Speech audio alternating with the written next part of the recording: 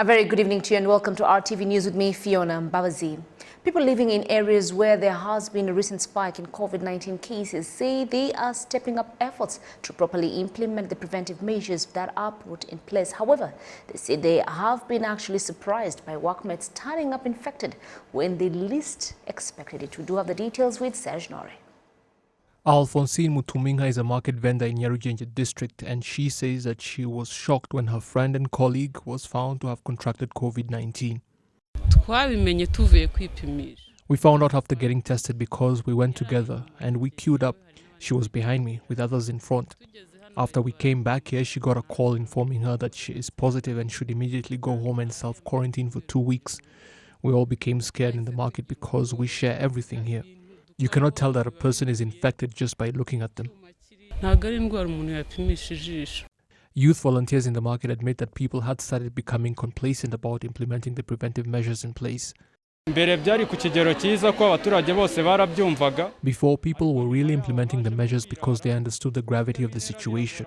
Now, however, complacency has crept in, adding to the fact that social distancing is really difficult to implement here. Then there are those who use the excuse that they are sipping drinks to avoid properly wearing their masks. All of this is contributing to the rising number of infections.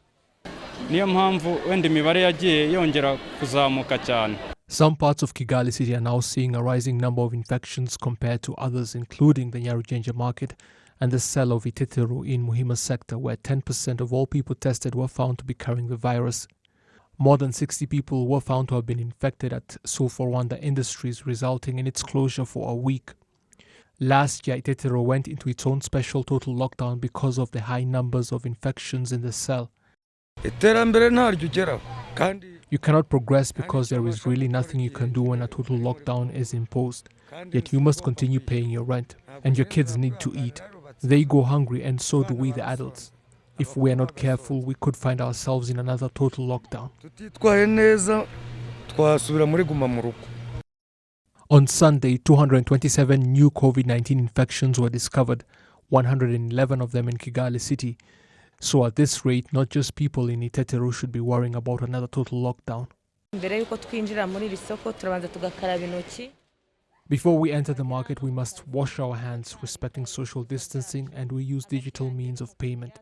Infections are on the rise, which is why we are now respecting the preventive measures more attentively.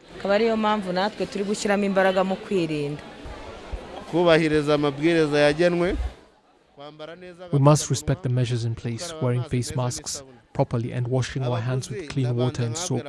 I ask my customers to respect social distancing before they can be attended to. If we do not practice the preventive measures, everybody will feel the consequences of this. Indeed, even top government officials are warning the general public that this is no laughing matter.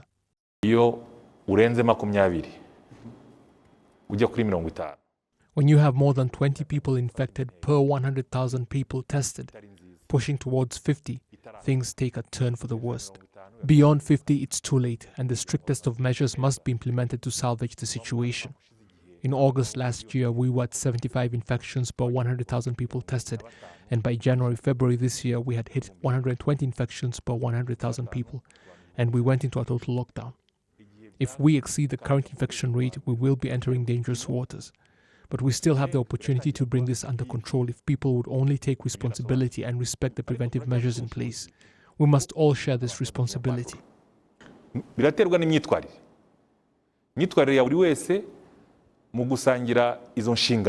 More and more people are now asking to be tested for the virus, and areas in Kigali City with the most infections also feature people who say they have been given the first jab of their vaccine and are waiting for the second. A cross-section of citizens say that they expect the new land law recently published in the official gazette to address issues to do with land disputes. The law is being praised because it addresses issues that had been proving to be a thorn in the side of the general public and the government alike.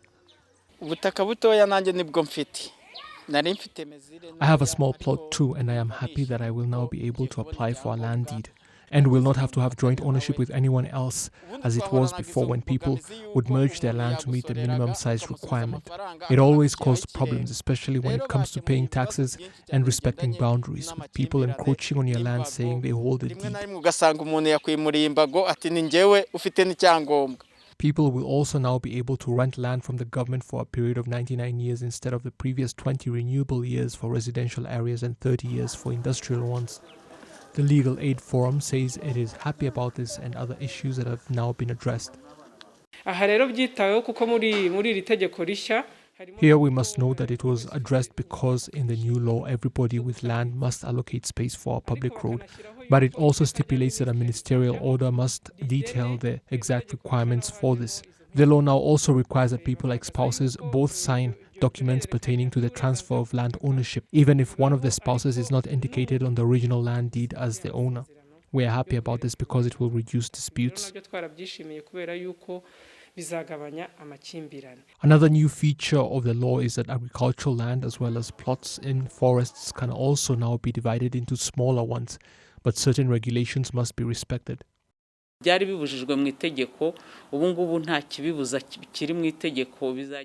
is now legal for a person to do so, but that does not mean that people can start disregarding the master plan. A plot of land meant for agriculture cannot be suddenly divided in one portion transformed into a residential one. This is one of the issues that had previously caused problems. Also, land disputes about plot boundaries will now be resolved by the Rwanda Land Management and Use Authority, not in courts of law.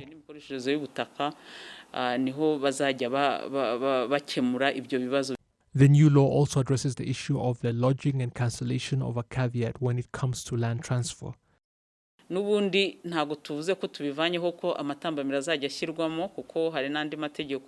not saying that caveats will not be issued, because there are other laws that stipulate on their use. The difference is that such requests will now be determined valid or not by the relevant land authorities at different levels without having to take the matter to court. The law number 27/2021 of the 10th of June 2021 is now in effect after being published in the official gazette. Now, residents in Rubavu district have expressed concerns on the ongoing water shortage crisis in their district, following water pipes that were damaged during the recent tremors. However, the Water and Sanitation Corporation has assured the residents that the repair of the pipes is currently underway. Kami Mufunyi with the details. As the domestic demand for water continues to increase, local residents are seen with jerry cans looking for water around the town in Gisenyi and Rubavu sectors in Karukogo, Jahi, Majengo and Bugangari areas. We have been waiting for water since yesterday. We slept here, waiting for water and still nothing. Some of the residents that are able to fetch water from various places say that it is costing around 100 to 250 depending on the location. When we can't find any water, we just come back. On the way, we bump into cyclists carrying water, and he sells a jerrycan for 250 francs. The advocacy we want here is we want more access to water on time. It has reached a point we do not know what to do. We send our children to get water down there and get a jerrycan of what it can cost around 100 francs. They keep telling us that water is coming, but it still hasn't come. The situation has given the opportunity for people with bicycles to profit by fetching water at inflated prices.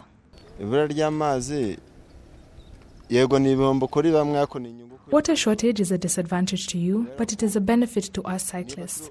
Because, for instance, we transport water with a charge from one point to another. We're the ones benefiting from this. We charge around 400 to transport a jerrycan. The water shortage is mainly caused by the water pipelines that were damaged by the earthquake in Rubavu district after the recent volcanic eruption. The WASAC branch manager in Rubavu says that so far they've been able to repair most of the pipes. However, they're facing a few challenges reaching some of the pipes that are stuck between the cracks.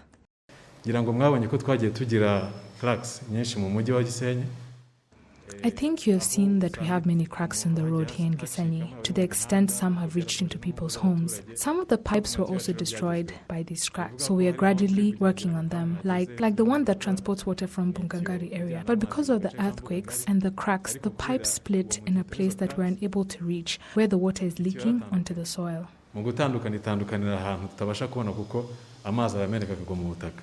The branch manager adds that the work on connecting the new water tanks and the existing pipelines that transport water from the new Gihira water plant to Gisenyi town has been completed and is going well.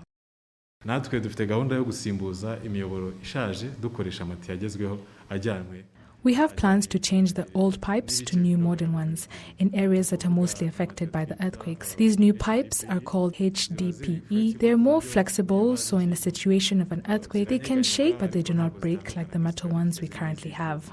The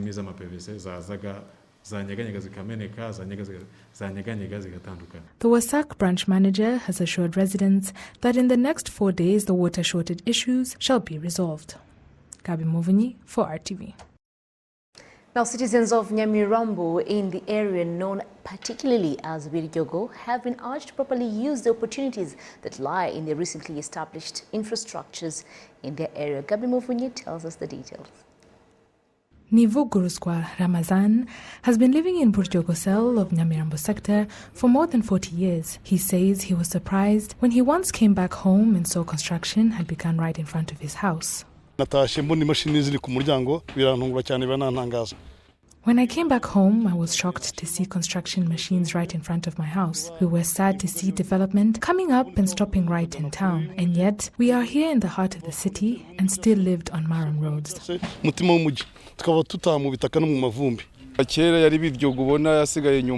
It was a pity to see us being left behind. You could see that it is very undeveloped, but now when you pass by, there is a well-constructed road and there are also street lights installed.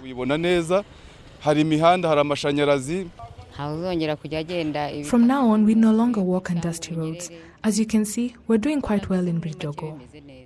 The Chief of Urban Planning at City of Kigali, Solange Marie Muhirwa, noted that construction in this area is at 77%. She encourages the residents to use this opportunity to develop and grow their businesses.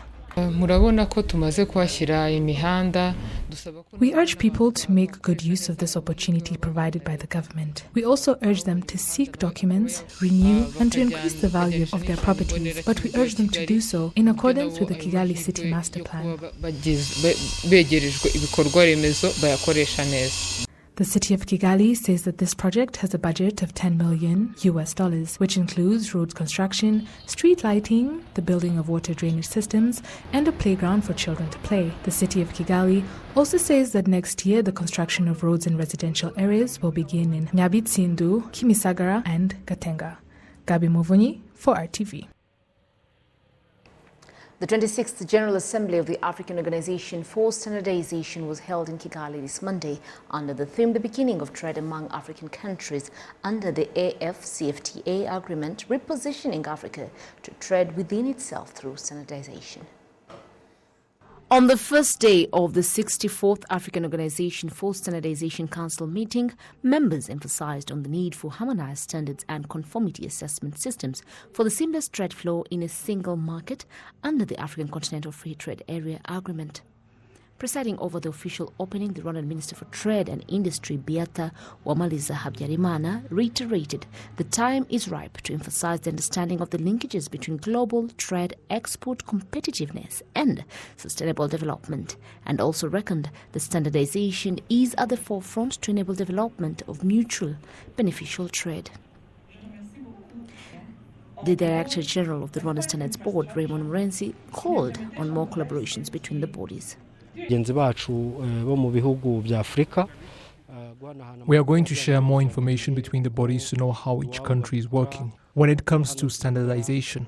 And the other thing is that we also share expertise, and this council will decide on how best we can do that, because we use technology a lot, especially in our labs where we work closely with technicians who determine various issues. Each country has achieved various levels in this, and they can share their knowledge. Dr.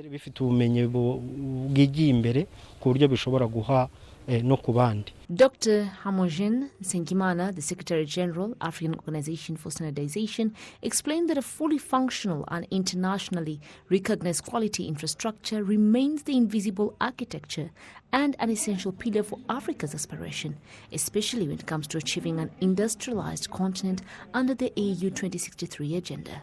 Different strategy. One of the strategies putting on place the African Quality Policy that is key for guiding the countries on quality infrastructure.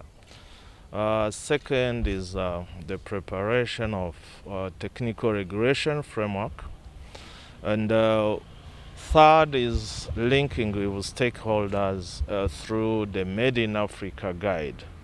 We have developed the Made in Africa Guide in consultation with all the 55 member states of our African Union. The African Organization for Standardization plans to harmonize standards in an automotive sector in Africa in order to facilitate an accelerated development of the sector across the continent. The harmonized standards are to be adopted by individual African countries, facilitating cross-border trade under the African Continental Free Trade Agreement.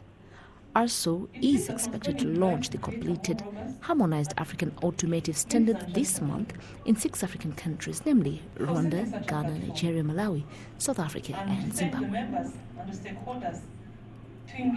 Well, on behalf of the entire news team that made this news possible, thank you very much for being part of us. My name is Fiona Mbabazi. Have yourselves a lovely and fruitful week ahead. And do remember that successful people just look like you and myself. And remember that COVID-19 is here with us, so play your role well in ensuring that we curb the spike of the virus. God bless.